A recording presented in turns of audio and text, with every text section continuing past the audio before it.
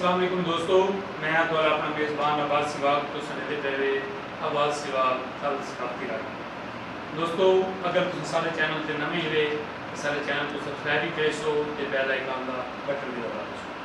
दोस्तों आज मैं तुम्हारे वास्ते गिन के आया इंतहाई खूबसूरत जोड़े। सारा तो पहले मैं तो पुष्कर साहब का एक बहुत ही खूबसूरत प्यारा जिहा जोड़ा सुनाना चाहता।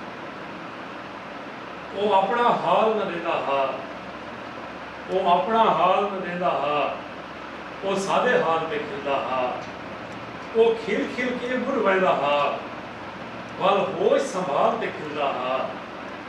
ते मेरे मोए हुए माल को देख कर आई, मेरे मोए हुए माल ते खिलता हाल, सब पूछता राजते समझ नहीं आई, वो केड़ी गाल ते खिलता हाल। कि खिलते हवाले नाल दोस्तों एक बिया जोड़ा है कि जिमें कीती हवी इब्तदा खिलते खिलते ते आ हुण करूं अंतहा खिलते खिलते, मैं आखे मैं रुसदा मना खिलते खिलते, वो खिल खिल के बुढ़ गए फला खिलते खिलते। दोस्तों अमानुल आशिक संगणों का एक जोड़ा है जोड़ा कि मैं बहुत पसंद है। अगे भी शायद क्या वीडियो मैं तो दोस्तों नाल शेयर कर चुका कि तेरा रो भी सुन सद बेला पर, ये साल तबाह है पै मारे, हर झोंक तबाह हैरान आबा, इमें लग गए फेरा देह मारे।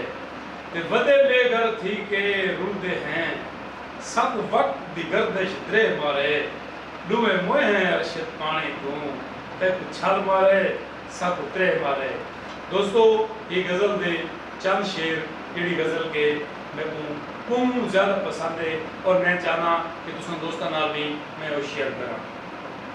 बदा खुश थी कि आधा हार दिखा सरेआम पिंजरे विच, बदा खुश थी कि आधा हार दिखा सरेआम पिंजरे विच, ये पखड़ू जाल विच फस गए नवा कल शाम पिंजरे विच, तोड़े जो बादशाह से कहीं दे प्यार दे पारू, मिसरवानी के विकाने हैं असां बेदाम पिंजरे विच, ते खुशी दे नाल गोज़ां दी रोज़ाना चोग चुगनी पई, मेरे अरमान कुसते रहे सुबह ते शाम पिंजरे विच, ते अजे तोड़ी सुलाखां ते अवेज़न लाश ते टुकड़े।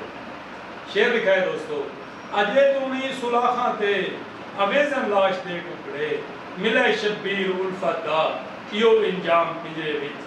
अस्सलाम वालेकुम व रहमतुल्लाहि व बरकातहू।